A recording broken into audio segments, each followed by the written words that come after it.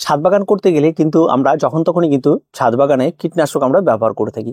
তো কীটনাশক ব্যবহার করা ছাদ বাগানের জন্য কতটা ভালো কতটা খারাপ সেটা তো বিষয় রয়েছে, তার সঙ্গে সঙ্গে আরেকটি বিষয় রয়েছে, এই কীটনাশক আমরা কখন ব্যবহার করব, কীটনাশক ব্যবহার করার সঠিক সময়টা ঠিক কোন সময় আর কতটা পরিমাণ ব্যবহার করব, এই ব্যাপারটাও কিন্তু থেকে যায়। তার জন্য আপনি যদি একজন ভালো বাগানি হয়ে থাকেন এবং আপনি যদি নতুন বাগান করতে চান বা যে কোনো কিছু করতে চান, তাহলে কীটনাশক ব্যবহারটা কিন্তু অত্যন্ত একটা গুরুত্বপূর্ণ বিষয়। তো চলুন জেনে নিই সর্বপ্রথমে কীটনাশক আমরা কি করে আমরা ব্যবহার করব। প্রথমেই বলে রাখি, যখন আপনার ছাদ বাগানে আপনি কোনো একটা গাছ লাগিয়েছেন তখন গাছে প্রতিনিয়ত আপনি খেয়াল রাখবেন। যদি দেখা যায় যে গাছটি কোন কারণে পোকার আক্রমণ ঘটেছে, বিভিন্ন ধরনের পোকায় কেটেছে বা বিভিন্ন ধরনের মিলিবাগার আক্রমণ ঘটেছে, সবার প্রথম কাজ হবে আপনাকে সেটা হাত দিয়ে পরিষ্কার পরিচ্ছন্ন করে সেই গাছটি পোকামাকড়কে দূর করা। 2 নম্বর যে কাজটি হবে সেটা হচ্ছে গাছটিকে বাকি অন্যান্য গাছ থেকে একটু আলাদা রাখা এবং সেই গাছটির থেকে সবার প্রথমে পরিষ্কার পরিচ্ছন্ন করে তাকে আলাদা করে একটু ফ্রেশ করার চেষ্টা করা। 3 নম্বর যে বিষয়টি রয়েছে সেটা হচ্ছে তারপরেও যদি কোনো রকম কোনো কাজ না হয় তাহলে আপনাকে সেখানে পেস্টিসাইড স্প্রে করতে হবে।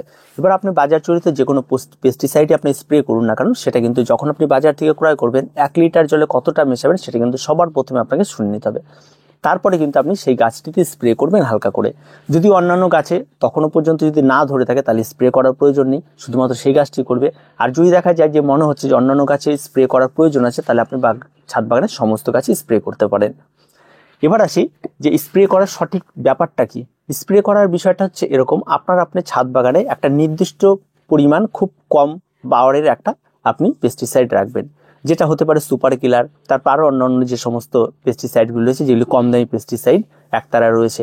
এই সমস্ত পেস্টিসাইডগুলি কি হয়, এগুলি আপনার ছাদ বাগানে রাখেন। যদি আপনি নির্দিষ্ট অন্তত 20 বা 21 দিন পর পর আপনার ছাদ বাগানে যদি আপনি স্প্রে করতে পারেন তাহলে দেখা যায় কোনো রকমই কোনো পোকামাকড় আক্রমণ ঘটে না।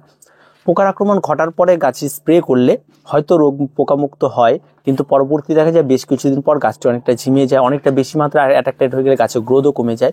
এই ব্যাপারগুলি কিন্তু থাকে। এবার আসি আমরা যখনই এই সমস্ত কিছু ব্যবহার করব তার সঙ্গে সঙ্গে কিন্তু আমাদের নিজেদেরও কিন্তু বেশ কিছু সতর্কতা অবলম্বন করতে হবে। প্রথম কথা হচ্ছে যখন আপনি এই কীটনাশক স্প্রে করবেন সবার প্রথম কাজ যেটা সেটা হচ্ছে আপনার স্প্রেয়ারটা সবসময় পরিষ্কার পরিচ্ছন্ন করে ধুয়ে নেবেন, ধুয়ে তারপর আপনি জল নিয়ে সেটা ব্যবহার করবেন। তারপরে যে বিষয়টা রয়েছে সেটা হচ্ছে পরিমাণ, আপনি 1 লিটার জলে কতটা পরিমাণ আপনি এই পেস্টিসাইড বা আপনি কীটনাশক ব্যবহার করবেন সেটা কিন্তু অবশ্যই আপনি ক্রয় করার সময় জেনে তারপর ঠিক সেই পরিমাণেই আপনি ব্যবহার করবেন। সেটা হচ্ছে 2 নম্বর পরিমাণ। 3 নম্বর যে বিষয়টি রয়েছে সেটা হচ্ছে আপনি নিজেকে আগে সেভ করুন, মুখে মাস্ক নিন, যদি গ্লাভস থাকে তাহলে হাতে গ্লাভস নিন, এই দুটো আগে সবার আগে ফ্রেশ করুন, মানে নিশ্চিত করুন, তারপরে আপনি সেটাকে স্প্রে করুন। স্প্রে করার সময় সবসময় খেয়াল রাখবেন হাওয়া যেদিক থেকে দিচ্ছে সেই দিকটা একটু খেয়াল রাখবেন, তার উল্টো দিকে গিয়ে আপনারা দেওয়ার চেষ্টা করবেন যাতে কোনো রকমই হাওয়া বা কোনো কিছুতে সেই স্প্রেগুলি যেন নিজের গায়ে না আসে, সেই বিষয়টা কিন্তু অবশ্যই খুব সাবধানতার সঙ্গে এটা আপনাকে দেখতে হবে। তবেই কিন্তু আপনি আপনার বাগানে একদম পরিষ্কার পরিচ্ছন্নভাবে দিতে পারবেন। যখন ছাদে আপনি স্প্রে করছেন তখন ছাদে কোনো রকমই যেন কোনো রকম জামা কাপড় বা বাচ্চাদের কোনো জিনিসপত্র যেন মেলে দেওয়া না থাকে সেই বিষয়টাও কিন্তু আপনাকে খেয়াল রাখতে হবে। যদি আপনি সেই জিনিসগুলোকে খেয়ালই না রাখেন তাহলে সেই সমস্ত ছোট ছোট যে কীটনাশকগুলো রয়েছে সেগুলো কিন্তু সেই জামা কাপড়ের মধ্যে মিশে যাবে, পরবর্তীতে আপনি সেটা পড়বেন, আপনার নিজেরই ক্ষতি হবে। মূলত এই সমস্ত কীটনাশকগুলি আমাদের শরীরে আসলে কি কি সমস্যা হতে পারে, যদি চোখে যায় চোখ জ্বালা করতে পারে, যদি শরীরে বিভিন্ন জায়গায় এটা অনেক টাইম ধরে লেগে থাকে তাহলে বিভিন্ন ধরনের স্কিন ডিজিজ হতে পারে। এই সমস্ত সমস্যাগুলি হতে থাকে। তার সঙ্গে সঙ্গে সবচেয়ে বড় যে সমস্যাটি হয়ে থাকে সেটা হচ্ছে আপনার বাড়িতে থাকা পোষ্য এবং বাড়িতে থাকা বাচ্চা। যে কোনো সময় যে কোনো মুহূর্তে তারা যখনই স্প্রে করবেন সেগুলি সময় যদি তাদের উপস্থিতি থাকে তাহলে সেই সময় কিন্তু তাদের ক্ষেত্রে কিন্তু বেশ রকমভাবে একটা ভয়ঙ্কর ক্ষতিকারক দিক হতে পারে। তাই সেই ব্যাপারটাও কিন্তু আপনাদের খেয়াল রাখতে হবে, যখন স্প্রে করবেন তারা যেন কোনো রকমের ছাদে না আসে এই ব্যাপারটা। তার জন্য স্প্রে করার জন্য একটা নির্দিষ্ট সময় আপনাদের বেছে নিতে হবে, যেন মিনিমাম অন্তত 3 থেকে 4 ঘন্টা ছাদে কেউ না আসে সেই সময়টা বেছে নিতে হবে। স্প্রে করার মূলত যে সময়টি রয়েছে সেটা হচ্ছে সূর্য ওঠার আগে এবং সূর্য ডোবার পরে।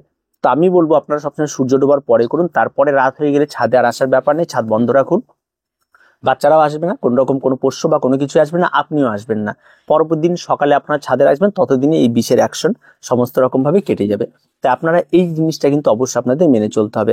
তারপরে যে বিষয়টি রয়েছে, আপনারা যখনই কোন রকম কোনো স্প্রে বা কোনো কিছু ব্যবহার করছেন তার পরবর্তী কিন্তু অবশ্যই সেই বীজ দেওয়ার পরে সেই স্প্রেটাকে কিন্তু ধুয়ে পরিষ্কার পরিচ্ছন্ন করে রাখতে হবে, নাহলে কিন্তু স্প্রেটাও কিন্তু আপনার নষ্ট হতে পারে। পরবর্তী আগে যায় সেই স্প্রে যদি আবার অন্য কোনো রকম কোনো কেমিক্যাল বা কোনো কিছু যদি আপনারা সেখানে ব্যবহার করতে চান তাহলে দুটো রিয়াকশন কিন্তু গাছে স্প্রে করে কিন্তু গাছ মারা যেতে পারে।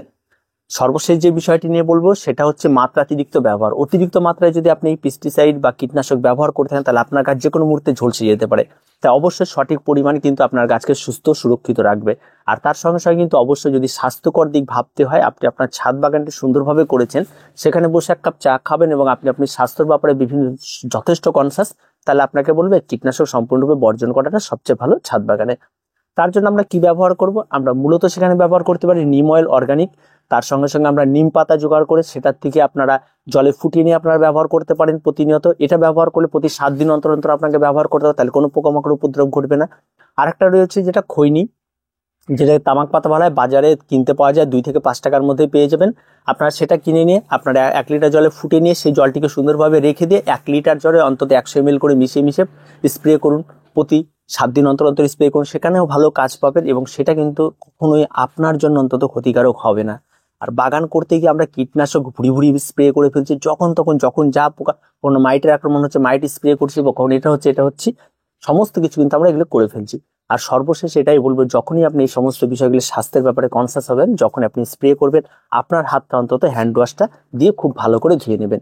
এই সমস্ত দিকগুলিকে বিচার বিবেচনা করলে কীটনাশক মোটামুটিভাবে ছাদ বাগানে ব্যবহার না করাই ভালো।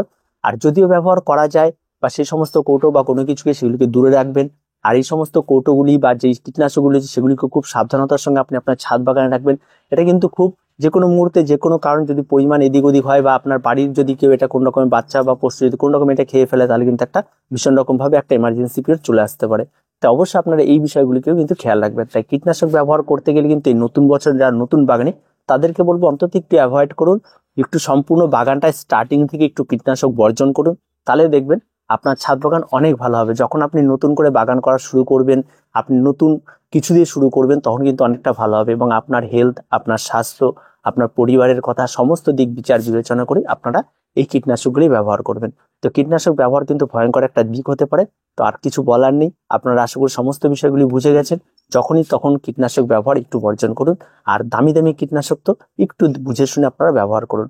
তো আজকে এই পর্যন্ত, দেখা হচ্ছে পরবর্তী ভিডিওতে। প্রত্যেকে ভালো থাকবেন, প্রত্যেকে সুস্থ থাকবেন, চ্যানেলটিকে অবশ্যই সাবস্ক্রাইব করে রাখবেন।